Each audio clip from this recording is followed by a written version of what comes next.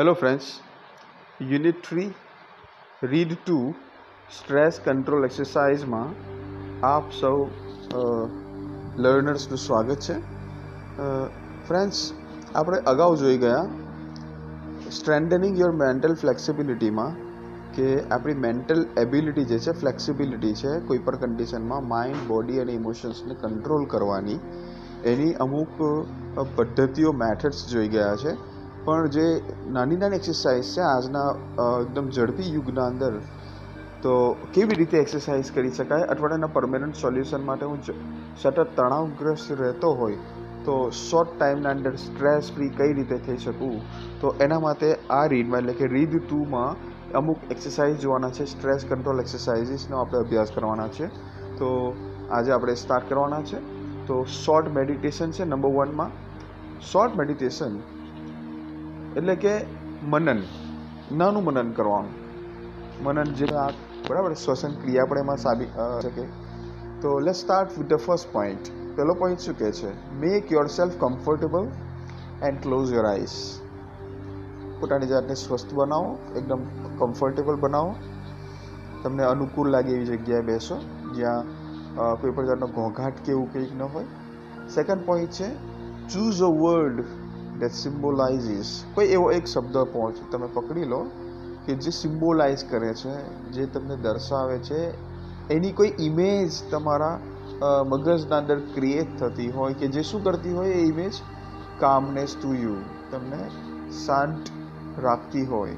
Harmony, tranquility, serenity, peace, relax. Harmony એટલે કે એકાગ્રતા. ટ્રેન્ક્યુલિટી એટલે તમે મંત્રમુગ્ધ થઈ જાઓ, એ દુનિયામાં ખોવાઈ જાઓ. સિરિનિટી એટલે પણ શાંત, નીરવ. પીસનો મતલબ પણ એવો જ થશે, એકદમ શાંત. રિલેક્સ એટલે કે તમે આરામ અનુભવતા હોય કોઈ શબ્દ સાંભળીને. હવે એ તમે ધાર્મિક શબ્દોનો પણ તમે ઇસ્તેમાલ કરી શકો છો, ઉપયોગ કરી શકો છો, અથવા તો કોઈ બીજો શબ્દ પર તમને જેવું લાગતું હોય કે આનાથી મને મનન થશે અને મને શાંત થશે, મારું ચિત્ત શાંત થાય, તો એ પ્રકારે તમે એક્સરસાઇઝ કરી શકો છો. તો એ શબ્દની ચોઈસ કર્યા પછી થર્ડ પોઈન્ટ છે meditate on your chosen word. એ શબ્દના ઉપર સતત મનન કરો. Visualise scenes that tie in with the word or build up mental images that illustrate the word.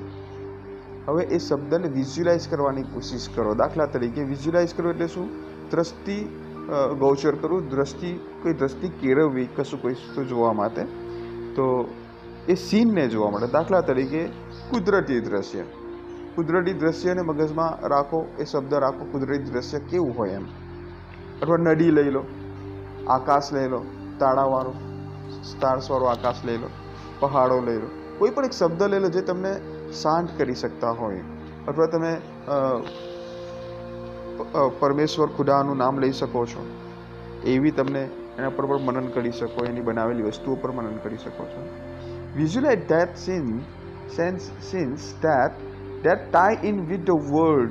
એ શબ્દ સાથે એસોસિએટ હોય. tie in with the word નો મતલબ થશે એ શબ્દ એની સાથે સંકળાયેલો હોય, કુદરત સાથે અથવા તો જે શબ્દ સાથે, એવું તમે વિઝ્યુલાઇઝ કરો. દાખલા તરીકે હું નદી વિશે જરા વિઝ્યુલાઇઝ કરતો હોય તો નદી કેવી આવે, ખરેખર ક્યાંથી વહેતી આવે, એનું પાણી કેવી રીતે વહે છે, અવાજ કેવો છે, હવા કેવી ત્યારે વહી રહી છે, બધા સેન્સ તમને ક્રિએટ થતા જોવા મળશે.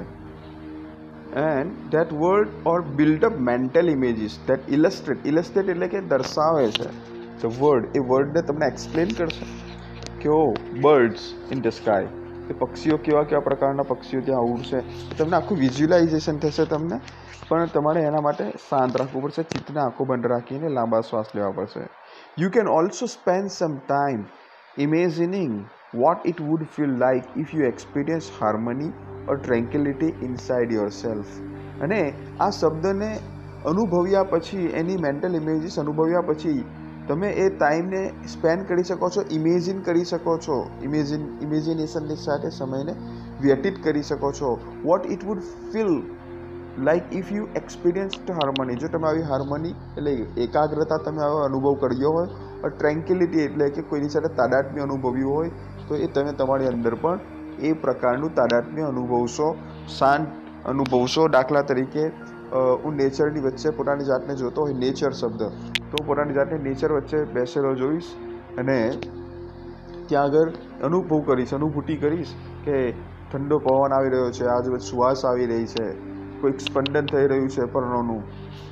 એ પ્રકારે તમે પણ નેચરની સાથે ભળી જશો. અને ધીમે ધીમે જો તમે એવું વિચારો કે યસ, હવે મને થોડી શાંત થયું છે મારું મગજ, મારા હાર્ટ સ્પીડ નોર્મલ થયા છે, તો ઓપન યોર આઈઝ અગેન, તો ફરીથી પોતાની આંખો ઉઘાડો અને તમે સ્ટ્રેસ ફ્રી કન્ડિશનમાં તમે પોતાની જાતને જોઈ શકશો. આના પછી જોઈશું short meditation second. Now let's start with the short meditation 2. બીજું છે અલ્પ સમયનું મનન, સેકન્ડ છે. કદાચ પહેલી કોઈને એક્સરસાઇઝ ન ફાવે, એ શબ્દ કદાચ એમને કારગર ન નીવડે, તો સેકન્ડ તો તમને આવડશે, જેમાં કોઈ શબ્દની જરૂર નહીં પડતી. તો એમાં પહેલું પોઈન્ટ શું છે કે pick a material such as dress, fabric, a stone, a piece of wood or anything else that appeals to you. કોઈ પણ મનપસંદ પાર્ટિકલ લેવાનો છે, પાર્ટ લેવાનો છે, ભાગ લેવાનો છે, કોઈ વસ્તુ લેવાની છે, મટીરિયલ લઈ લો કોઈ, સચ એઝ જેવી રીતે કે ડ્રેસ, ફેબ્રિક, તમારું કાપડ લઈ લો, કોઈ પણ કપડાનું જે કાપડ છે તે, કપડાં પહેરો છે તેનું, અ સ્ટોન અથવા તો પેબલ લઈ લો, પથ્થર લઈ લો, કોઈ પણ જાતનો ખરબચડો હોય, સુવાળો, અ પીસ ઓફ વુડ અથવા લાકડાનો ટુકડો લઈ લો, or anything else that appeals to you, અથવા એના સિવાય બીજું કંઈ પણ લઈ શકાય. જેવી રીતે કે તમે લાકડીનો ટુકડો લઈ શકો છો, બરાબર છે, ફર્નિચરનો પીસ લઈ શકો, પથ્થર લઈ શકો, ગમે તે જે તમને જે પસંદ પડે, પેન લઈ શકો તમારી. And with your eyes closed explore the texture of this material. બહુ સ્ટ્રેસફુલ હોય ને, બહુ જ તણાવ હોય ને, આપણને કંઈ સમજણ ન પડતી હોય કોઈ ડિસિઝન લેવામાં, તો આવી વસ્તુ લઈને તમે શું કરો, આંખો બંધ કરીને એના ટેક્સચરને ફીલ કરો, એના ઉપર તમારો હાથ ફેરવો, તમારી ફિંગરપ્રિન્ટ્સ એના પર ફરવી જોઈએ અને એને અનુભવો, જેથી કરીને તમારી હાર્ટબીટ્સ પણ એકદમ નોર્મલ થતી જશે, પલ્સ પણ તમારો ડાઉન થશે. જો તો કેટલીક વાર આપણે ફ્રેન્ડ્સ બોલવા ઊભા કરે છે સર, તો આપણને ખબર નહીં પડતી, આપણે ધ્રુજાડી અનુભવીએ છીએ, કારણ કે આપણે એટલા બધા સ્ટ્રેસમાં આવી જતા હોઈએ છીએ. અને એ સ્ટ્રેસફુલ કન્ડિશનમાં આપણે આપણા હાથ હલાવતા હોઈએ છીએ સબકોન્શિયસ માઇન્ડની રીતે. દાખલા તરીકે સ્ટેજ પર કોઈ વક્તા ઊભા થતા હોય તો આપણે જાણીએ પોતાના હાથ કંઈક હલાવતા હોય છે. Spend at least 2 minutes doing this. તો આ એક્સરસાઇઝ આપણા હાથને કોઈ ઓબ્જેક્ટના ઉપર અંકિત કરીને આપણા સ્ટ્રેસને ઓછી કરવાની એક્સરસાઇઝ એ શોર્ટ મેડિટેશન 2માં આવે છે. આમાં તમારે નોર્મલી શું કરવાનું છે, કોઈ પથ્થર કે ગમે તે લઈ, જે આપણને નોર્મલી મળી જતો એ પેન પર તમે લઈ શકો અને આંખો બંધ કરીને એના ટેક્સચર પર હાથ ફેરવવાનો છે, જેથી કરીને તમે સ્ટ્રેસ ફ્રી થશો. નાઉ ધ થર્ડ એક્સરસાઇઝ, અને આ તો મેં પોતે પણ અનુભવી એક્સરસાઇઝ છે. Give your brain oxygen hit. આપણા મગજ સુધી ઓક્સિજન પહોંચાડવાની એક શું છે, એક એક્સરસાઇઝ છે કે half the problem with being stressed and unable to concentrate properly is that you don't breathe deeply enough to supply your brain with sufficient oxygen. Sentence થોડું લાંબુ છે, ટૂંકના અંદર સમજીએ કે હાફ ઓફ ધ પ્રોબ્લેમ એટલે કે આપણા જેટલા અડધા પ્રોબ્લેમ છે ને, વિથ બીંગ સ્ટ્રેસ, તણાવભરી પરિસ્થિતિના અંદર આપણા અડધા પ્રોબ્લેમ, અડધી સમસ્યાઓ, and enable two concentrate properly is, અને કોઈ એ કન્ડિશનમાં કોઈ વસ્તુ પર, ભણવા પર કોન્સન્ટ્રેટ નહીં થતું, અથવા કોઈ કામ કરવામાં કોન્સન્ટ્રેશન નહીં આવતું, આપણું ધ્યાન એકત્રીકરણ નથી થતું, કેન્દ્રિત નથી થતું, કારણ કે that you don't breathe deeply enough to supply your brain with sufficient oxygen. આપણે જ્યારે શ્વાસ લઈએ છીએ તો શ્વાસ, આપણી જે શ્વસન ક્રિયાના અંદર આપણે ઉપર છલ્લો શ્વાસ લઈએ છીએ, સસલાના જેમ શ્વાસ લઈએ છીએ. સસલું કેવું શ્વાસ લે, એકદમ ઝડપથી. આપણો શ્વાસ પણ એ પ્રકારનો આપણે લેતા હોઈએ છીએ. We don't breathe enough to supply your brain with sufficient oxygen. Friends, આપણે ફક્ત નાકથી શ્વાસ લેતા હોઈએ છીએ અને આપણે એવું વિચારીએ છીએ કે મારો શ્વાસ, ફક્ત મારો ઓક્સિજન જે છે એ ફક્ત ફેફસા સુધી પહોંચે છે. એ નથી ફ્રેન્ડ્સ, એવું શક્ય નથી. આપણું ફેફસું લોહી મારફતે આખા શરીરના એક અંગના અંદર ઓક્સિજન પહોંચાડે છે, મગજ સુધી પણ એ ઓક્સિજન પહોંચે છે.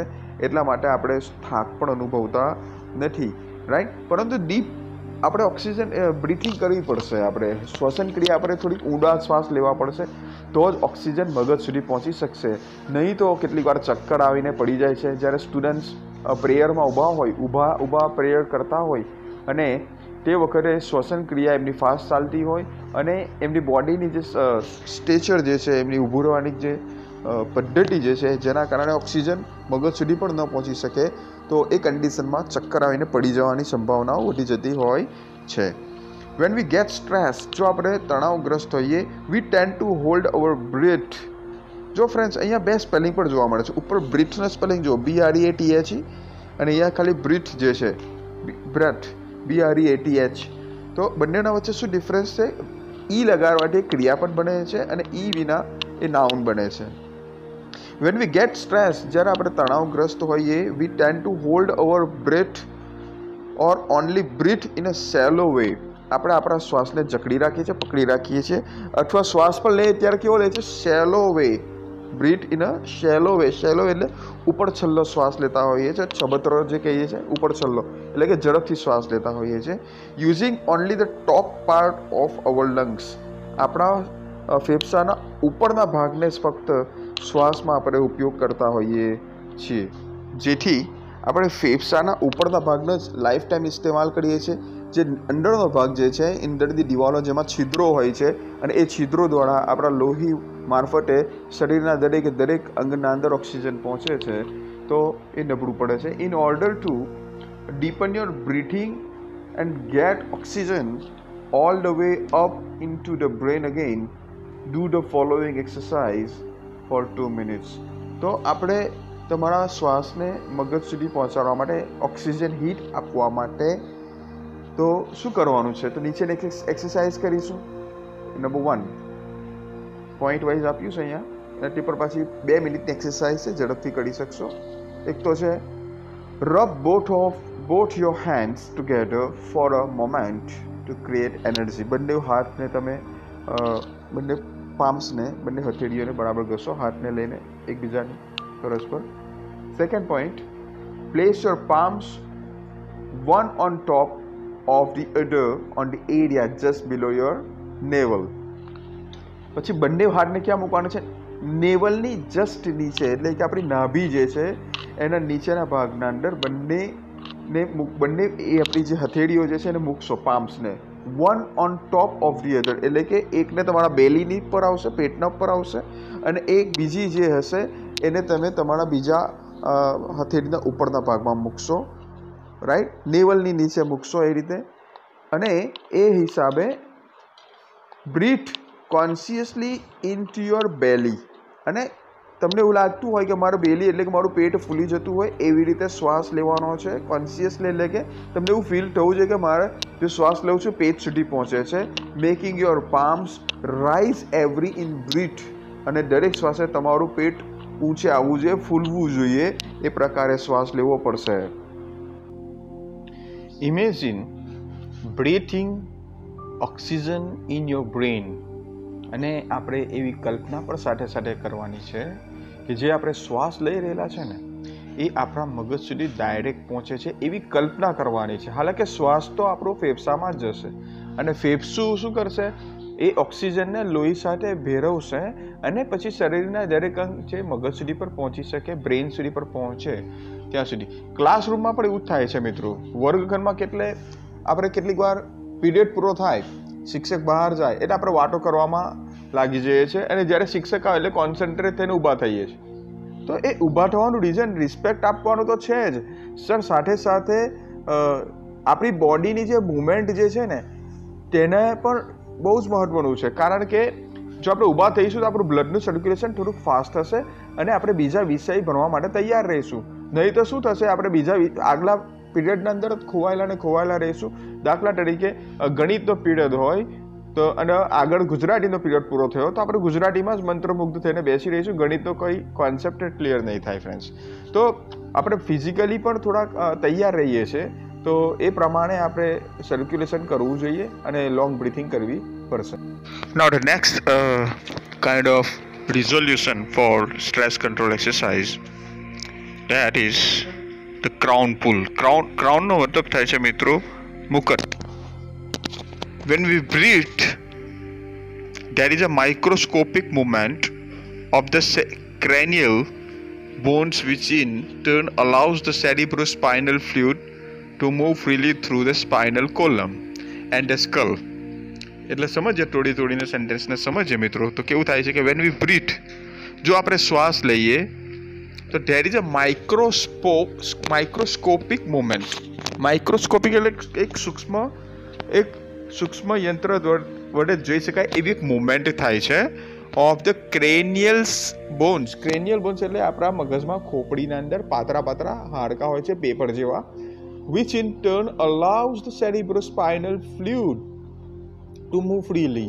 એટલે કે સેરિબ્રોસ્પાઇનલ ફ્લુઇડ એક પ્રકારનું લિક્વિડ આવે છે, જે એક પ્રકારનું કેમિકલ આવે છે આપણા મગજમાં, જે લિક્વિડ પાણી જેમ હોય છે, એ એક હાડકામાંથી બીજા હાડકામાં ફ્લો થાય છે, જેનો સેરિબ્રોસ્પાઇનલ ફ્લુઇડ એટલે ક્રેનિયલ બોનમાંથી ફ્લો થતો હોય છે to move freely through the spinal column, કે જે એ સ્પાઇનલ કોલમના અંદર એટલે કે આપણી કરોડરજ્જુ થકી મગજ સુધી પહોંચે છે.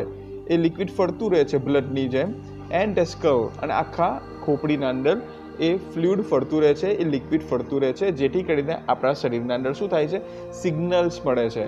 એટલા માટે કેટલીક વાર મિત્રો ખબર છે, ઓપરેશન કરતા હોય ડૉક્ટર, તો તે વખતે એ લોકો ઇન્જેક્શન મારે છે કરોડરજ્જુના અંદર, ત્યારે આ સેરિબ્રોસ્પાઇનલ ફ્લુઇડ કે જે આપણા શરીરના સિગ્નલ્સ નાના મગજ સુધી પહોંચાડતા હોય, તો એ સિગ્નલ્સને પહોંચવા દેતું નથી ઇન્જેક્શન મારવાથી, એટલે માણસ અભાન વ્યવસ્થામાં રહે છે. બરાબર? તો એ પ્રકારનું એનેસ્થેસિયા પણ આપવામાં આવતું હોય છે. When tensed or upset and don't breathe deeply enough, અને જ્યારે આપણે ખૂબ જ ટેન્શનમાં હોય, તણાવમાં હોઈએ અથવા દુઃખી હોઈએ, એન્ડ ડોન્ટ બ્રીથ ડીપલી, અને એ સમયે આપણે બહુ ઊંડા શ્વાસ લેતા પણ ન હોઈએ, this can result in bones in the skull becoming slightly stuck together.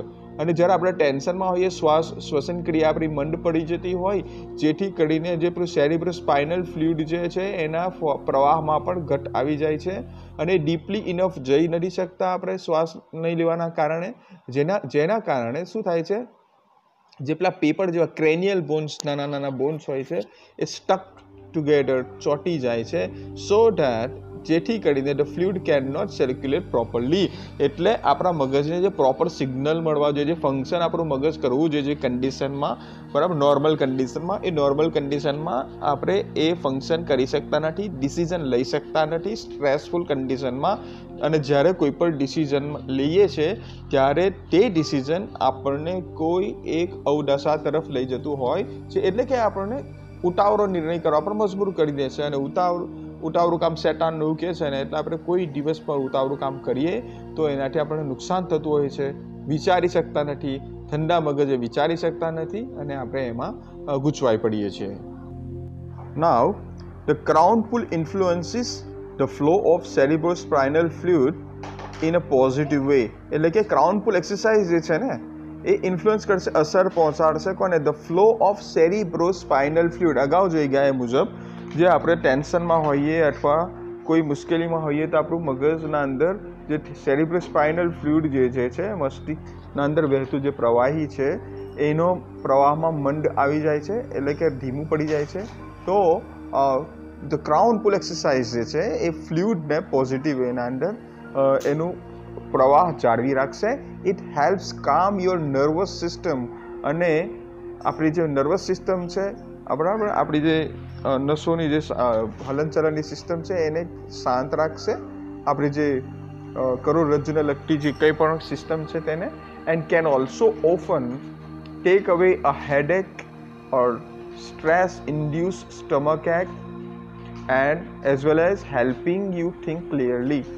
અને એ બીજું શું કરે છે, નર્વસ સિસ્ટમ તો આપણી શાંત પાડે જ છે, અને સાથે સાથે બીજું પણ કરે છે, માથાનો દુખાવો છે, તણાવગ્રસ્ત પરિસ્થિતિ છે, અને તણાવમાં આવીને તણાવના કારણે જે પેટમાં દુખાવો થાય છે, as well as helping you think clearly, અને આપણને એકદમ સ્પષ્ટ વિચારવામાં મદદરૂપ પણ કરાવે છે આ ક્રાઉન પુલ એક્સરસાઇઝ. એટલે કે હાથની મદદ વડે કરવામાં આવે છે એક્સરસાઇઝને. કેવી રીતે થાય છે, let's see further. Place both of your hands with your fingers like combs on top of your head. એટલે કે બંને હાથને, આંગળીઓને એકબીજાના પરોવીને કાસ્કીની જેમ તમારે માથામાં ફેરવવાની છે. સો ડેટ, જેથી કરીને શું થશે, જેથી કરીને જેથી કરીને the little fingers are touching your hairline at the front, અને એ આંગળીઓને હેરલાઇન એટલે કે આપણા કપાળના ઉપર જે વાળ શરૂ થાય છે ત્યાંથી લઈને પાછળ આપણે વાળ થકી ખેંચી લેવાની છે આંગળીઓને પાછળ, ધીમે ધીમે મસાજ કરતા હોય, ચમ્પી કરતા હોય એ હિસાબે. નેક્સ્ટ પોઈન્ટ છે એમાં શું કરવાનું છે પાછું બીજું, ફર્મલી press down on to your scalp. Scalp એટલે ખોપડીના ઉપર આવેલી ચામડીના ઉપર શું કરવાનું છે, એ હાથને દબાવતા દબાવતા મૂવ કરવાના છે. And pull your fingers away from the midline. Midline એટલે વચ્ચે આપણે સેઠો પાડીએ છીએ ને, માંગ પાડીએ છીએ ને, એ માંગ થકી આપણે આંગળીઓને પાછળ જવા દેવાની છે. Midline combing towards with each hand. બંને હાથ વડે આપણે કોમ્બિંગ કરતા હોય, માથું ઓળતા હોય એમ ધીમે ધીમે એકદમ હળવા હાથે ફેરવવાની છે માથામાં હાથ. તમે તમારા પપ્પા કે મમ્મીને પણ આ પ્રકારની એક્સરસાઇઝ આપી શકો, જેથી પપ્પા મમ્મી પણ કેવા થાય, ટેન્શન ફ્રી થાય, હેડેક ફ્રી થાય, આખા દિવસના થાક જે અનુભવતા હોય એમાં એમને આરામ મળે. Number 3 point, now place your hands in the same way higher up on the midline of the head and repeat the procedure. આમ આવી રીતે તમે શું કરો, તમારા હાથની પોઝિશનને વારે ઘડીએ તમારા પપ્પા કે મમ્મીના માથાના ઉપર દોહરાવો, અથવા તમે તમારી જાતે પણ કરી શકો છો. મિડ લાઇન થકી તમે ઉપર જવા દો, નીચે લાવો, એમ માલિશ જેવું કરાતા જાઓ, ધીમે હળવા હાથે કરજો, થોડુંક પ્રેશર આપવાનું સ્કાલ્પના. Now place hands even further back on your head. પછી આમ તાલ જે કરીએ આપણે, જે એકદમ હેડ, ટોપ હેડ જે કરું, તો એના ઉપર આપણે આંગળી તો લઈ જઈ શકીએ, પણ ત્યાર પછી પણ શું કરવાનું છે, further back on your head, પાછા આપણે કપાળ તરફ તમારા હાથ લાવો, towards the crown and repeat the procedure. જેવી રીતે આપણે ટોપી માટે મૂકીએ છીએ પાછા કાઢીએ છીએ, એ હિસાબે જે પ્રોસિજર છે એને રિપીટ કરવાની પોઝિશનને ક્રાઉન એક્સરસાઇઝ કહેવામાં આવે છે. હવે પછીની એક્સરસાઇઝ જે છે મિત્રો તે જોઈએ. હવે મિત્રો આગળ જોઈએ તો લોકોને એમ થાય, કેટલાક લોકોને એવું થતું હશે કે અમારી પાસે આટલો સમય ક્યાં છે, આ ભાગ દોડની જિંદગીના અંદર આ સમય કાઢવો ખૂબ જ મુશ્કેલ પડતી હોય. તો સાયન્ટિફિકલી કેટલાક એવા તુચકાઓ છે કે જે તમે સેકન્ડ્સના અંદર પણ કરી શકો છો. એને કહેવાય છે મેન્ટલ ક્વિક ફિક્સીસ.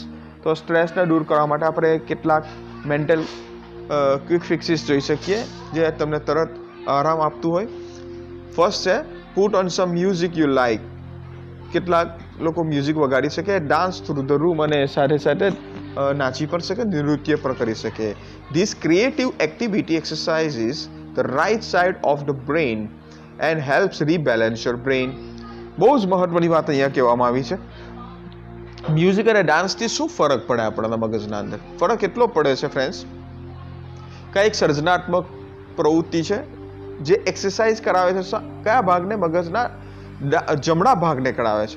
મિત્રો તમને ખબર નહીં હોય પણ કદાચ જણાવી દો કે આપણા જમણા આંખનું કનેક્શન જે છે તે ડાબી બાજુનો જે ભાગ છે મગજનો એની સાથે એસોસિએટેડ હોય છે. એટલે કે જમણી બાજુનું આંખનું નિયંત્રણ આખું ડાબી બાજુના મગજ સાથે હોય છે, તેવી જ રીતે ડાબી બાજુનું મગજનું નિયંત્રણ જમણી બાજુના મગજ સાથે હોય છે. એટલે કે this creative exercise the right side of the brain help rebalance your brain. એટલે કે તમારા મગજના જમણા ભાગને નિયંત્રિત કરે છે. કારણ કે આપણે મોટા ભાગે શું કરતા હોય, જમણા હાથે કામ કરીએ, એટલે આપણી ડાબી બાજુનું જે મગજ છે એ ખૂબ પાવરફુલ હોય, પરંતુ જમણી બાજુનું મગજ થોડુંક પેલી ડાબી બાજુના મગજ કરતાં એની કાર્યદક્ષતાના અંદર ઘટાડો જોવા મળે, કારણ કે આપણે ડાબી બાજુના ભાગથી બહુ ઓછું કામ કરતા હોઈએ છીએ. આગળ એક બીજો મેન્ટલ ક્વિક ફિક્સ છે, તે છે get a fish tank and watch the fish swim around languidly. This allows your mind to calm down. કેટલીક વખત તમે જોયો છે કે ઘણા લોકોના ઘરના અંદર ફિશ ટેન્ક રાખવામાં આવે છે, પેલું એક્વેરિયમ, નાનું ફિશ એક્વેરિયમ રાખવામાં આવે. અને કેટલીક વાર ડૉક્ટર પણ સજેસ્ટ કરતા હોય છે હાઈ બ્લડ પ્રેશરના દર્દીઓને, લો બ્લડ પ્રેશરના દર્દીઓને. કેમ કરતા હશે? કારણ કે એમાં જે ફિશ ટેન્કમાં જે નાની નાની મચ્છી હોય છે, માછલીઓ હોય છે, તો એ લેંગ્વિડલી એટલે કે જેટલી સરળતાથી સહજતાથી અહીંયા તમને તરતા જુએ અંદર ફિશ ટેન્કમાં આપણો દર્દી જોતો હોય તો એના હાર્ટબીટ્સ એની સાથે મેચ થતા હોય છે અને હાર્ટબીટ એકદમ નોર્મલ લેવલ પર આવી જતા હોય છે. એટલા માટે પણ તમે જો સ્ટ્રેસફુલ કન્ડિશનમાં હોય તો આપણા હાર્ટબીટ વધી જતા હોય, એને પણ બેલેન્સ કરવા માટે તમે ફિશ ટેન્ક રાખી શકો. અને બાળકો માટે એ આનંદની વસ્તુ પણ છે, આપણે ઘરમાં મૂકીએ તો આનાથી આપણું મગજ પણ કામ ડાઉન થતું જોવા મળશે તમને. નેક્સ્ટ જે છે એ શાયદ કોઈ ઓછા પ્રેક્ટિસ કરતા હશે આની, પણ બહુ જ ઇફેક્ટિવ છે એ ક્વિક ફિક્સમાં. તો write down all your worries. તમારા જેટલા પણ પ્રોબ્લેમ છે એને પેપર પર લખી નાખો putting them on a piece of paper gets them out of your head. અને એવું વિચારો લખતા કે હું મારા મગજના જેટલા પર ટેન્શન છે, જેટલા પર પ્રોબ્લેમ છે, સમસ્યાઓ છે, આ પેપર પર લખું છું અને એ બધું મગજમાંથી નીકળીને આ પેપર પર આવી ગયું છે, જેથી કરીને પણ તમે યુ વિલ ફીલ રિલેક્સ અને જે કંઈ પ્રોબ્લેમ છે તમે શું કરશો, એને ભૂલવાનો પ્રયત્ન કરી શકશો ઇઝીલી. નેક્સ્ટ છે get out into nature and walk. આનાથી શ્રેષ્ઠ રસ્તો મને કોઈ જડતો નથી ફ્રેન્ડ્સ. જો કદાચ કોઈ ટેન્શનમાં હોય તો ત્યાંથી નીકળી જાઓ એ ટેન્શનવાળી જગ્યાએથી અને નેચરની વચ્ચે જાઓ અને ત્યાં ચાલો થોડીક વાર, એકલા ચાલો, કોઈની સાથે નહીં ફ્રેન્ડ્સ. તમે હોય અને નેચર હોય, પ્રકૃતિ હોય, કારણ કે પ્રકૃતિ બધું જ ભૂલાવી દેશે તમને. અને ત્યાં જઈને ચાલો. આજે ચાલવાના અંદર ઘણા લોકો આળસુ બની ગયા છે. બીજું જોઈએ આગળ, તો concentrate on what is right now rather than what might happen tomorrow. કેટલીક વખત એવું પણ થતું હોય છે ને કે આવનારી સિચ્યુએશનના કારણે આપણા ઉપર પ્રેઝન્ટ બગાડતા હોઈએ છીએ. જે થવાનું છે તે થઈને જ રહેવાનું છે. શું કામ આપણો હાલ પ્રેઝન્ટ બગાડીએ? એટલી જ વાત મેં તમને આગળ પણ કહી જ હતી કે જ્યારે ડ્રાઈવર ડ્રાઇવિંગ કરતા હોય છે ત્યારે કોઈ પણ દિવસ સાઈડ ગ્લાસમાં જોઈને ચલાવશે નહીં, ભૂતકાળને વાગોળશે નહીં અને ભવિષ્યને જોઈને ચાલશે પ્રેઝન્ટમાં. હવે તમારે ભવિષ્યના પર ધ્યાન આપવાનું છે, પણ પ્રેઝન્ટ તમે સારું પરફોર્મન્સ કરશો પ્રેઝન્ટમાં તો ભવિષ્યમાં તમારે એનું પરિણામ સારું આવી શકે ને. એટલે concentrate on present, don't worry about the tomorrow. બરાબર, એ છે એ વસ્તુ ખાસ ધ્યાન રાખવાનું છે. કોન્સન્ટ્રેટ કરવાનું છે અત્યારની સિચ્યુએશનમાં, પછી હો દેખી જાયગી એમ. Next, sing in the bath and use the shampoo bottle as a microphone. એટલે કે આ થોડું હાસ્યાસ્પદ એટલે લાગે કારણ કે આપણને શેમ્પૂની બોટલ લઈ અને બાથરૂમમાં જઈને સિંગિંગ કરવાની છે. કેટલાક લોકો બાથરૂમ સિંગર હોય છે, પરંતુ આનાથી પણ તમે ટેન્શન ફ્રી થઈ શકો છો કારણ કે તમારા જે વરીઝ હોય છે આ રીતે તમે એને ભૂલાવી શકો છો. એને સપ્લિમેન્ટરી કે અલગ સબસાઇડ કરવાની કોશિશ કરો છો, ડાયવર્ટ કરવાની કોશિશ કરો છો. Nobody is perfect and who wants to be nobody. Mistakes are okay. એટલે કે નોબડી ઇઝ પરફેક્ટ. વિશ્વના અંદર પૃથ્વીમાં એક પણ વ્યક્તિ એવી નથી કે જે પરફેક્ટ છે, અને હુ વોન્ટ્સ ટુ બી નોબડી. અને જો આપણે કોણ વ્યક્તિ પૃથ્વી પર છે કે જે કંઈક બનવા નહીં માંગતા હોય, એટલે કંઈક બનવા માંગતા હોય તો પ્રયત્ન કરવા પડે. પ્રયત્નના અંદર ભૂલો થઈ શકે છે અને તમે મનોવિજ્ઞાનમાં પણ ભણતા હશો કે પ્રયત્ન અને ભૂલ દ્વારા શિક્ષણ મેળવાય છે. એટલે મિસ્ટેક્સ આર ઓકે. આપણે ફરિશ્તા તો છે નહીં, ભૂલ કરી શકીએ છીએ. Delete the fresh I can't from your vocabulary. શબ્દ સમૂહ જે છે ને આઈ કાન્ટ, એ તમે શું કરી નાખો, એને ડિલીટ કરી મૂકો. તમારા શબ્દ કોષમાંથી ડિલીટ કરી મૂકો. મારાથી નહીં થાય એ શબ્દ કાઢી નાખો. ઇટ ઇઝન્ટ કન્સ્ટ્રક્ટિવ, કારણ કે એ તમને કન્સ્ટ્રક્ટિવ એટલે કે કંઈક સર્જનાત્મકતા તરફ નહીં લઈ જાય. And blocks your view of possible solutions. અને કોઈ પણ મુશ્કેલી જે સમસ્યા છે એના ઉકેલ માટે તમને અડચણરૂપ બનશે શબ્દ. આઈ કાન્ટ જે શબ્દ જે છે તમને અડચણરૂપ હંમેશા બનશે. એટલા માટે આઈ કાન્ટની જગ્યાએ હવે આપણે એને રિપ્લેસ કરીને મૂકીશું આઈ કેન. તમે નોટબુકના પહેલા પેજ પરના ઉપર પર તમે દરેક નોટબુકના પહેલા પેજ પર આઈ કેન લખી નાખજો, જેથી કરીને તમને કોઈ પણ પ્રશ્નનો જવાબ અઘરો ન લાગે. એમ ફ્રેન્ડ્સ, પોઝિટિવ વાઇબ્રેશન આવે, ઓપ્ટિમિસ્ટ બનશો. Next, write a few lines with your other hand. આ બહુ મસ્ત એક્સરસાઇઝ છે ફ્રેન્ડ્સ અને બહુ કારગર એક્સરસાઇઝ છે. ડિસ્કવરી પ્રોગ્રામના ઉપર પણ એક ટીચરે આ અડધો કલાકની એક્સરસાઇઝના અંદર ઘણા બધા વિદ્યાર્થીઓનું જે મનુસ્મૃતિ હતી ને એને પાવરફુલ બનાવી હતી. તમે રાઇટ હેન્ડથી મોટા ભાગે લખતા હોય છે. 80% લોકો રાઇટી છે વિશ્વમાં. તો એ લોકોનો જે ડાબી બાજુનો જે હેમિસ્ફિયર છે મગજનો, ડાબી બાજુનો ભાગ છે મગજનો, એ સૌથી પાવરફુલ બને છે. પરંતુ ડાબા હાથ નહીં ઉપયોગ કરવાના કારણે જમણી બાજુનો જે હેમિસ્ફિયર છે મગજનો જમણી બાજુનો ભાગ એ થોડોક વીક રહી જાય છે. એટલા માટે આપણે શું કરવું જોઈએ, જમણા હાથથી લખતા હોય તો ડાબા હાથથી અડધો એક પેરેગ્રાફ લખીએ, બીજા હાથથી લખીએ, જેથી કરીને શું થશે, આપણું મગજ બંને બેલેન્સ રહેશે.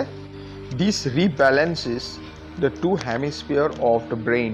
એટલે કે જમણા હાથથી આપણા ડાબી બાજુનું મગજ ખૂબ જ ફળદ્રુપ થયેલું હોય છે. અને જો લેફ્ટ હેન્ડ સાઈડથી લખીશું, લેફ્ટ હેન્ડથી લખીશું, ડાબા હાથથી લખીશું તો જમણી બાજુનું મગજ પણ ડાબા બાજુના મગજની જેમ જ પાવરફુલ બનશે. અને આપણા બંને મગજના અર્ધ ભાગ જે છે, અર્ધ ગોળાકાર ભાગ, એ ફળદ્રુપ બનશે. બેલેન્સ કરશે. એક્સપેક્ટ ટુ બી લકી. અને આટલી એક્સરસાઇઝ કર્યા પછી પણ જો આપણા પાસે સ્ટ્રેસ રહેતો હોય તો પછી આપણે નસીબ પર છોડવું જોઈએ અને હંમેશા આશા રાખીએ કે આપણે જ લકી છીએ. તમે જ કરી શકો છો કંઈ કામ. તમને કોઈ મુશ્કેલી નથી, કોઈ સ્ટ્રેસ નથી, કામ તમે કરી શકશો. રાઈટ? એવી રીતે પોઝિટિવ થિંકિંગ સાથે તમે કોઈ પણ મુશ્કેલવાળી પરિસ્થિતિનો સામનો આસાનીથી કરી શકો છો. તો આ ચેપ્ટર કેમ લાગ્યું મિત્રો? તો શેર કરજો. કંઈક ઇમ્પ્રુવમેન્ટ હોય તો જણાવજો. સબસ્ક્રાઈબ કરજો, લાઈક કરજો, કોમેન્ટ કરજો અને આગળ ખૂબ જ સ્ટડી કરજો friends. All the best. Thank you.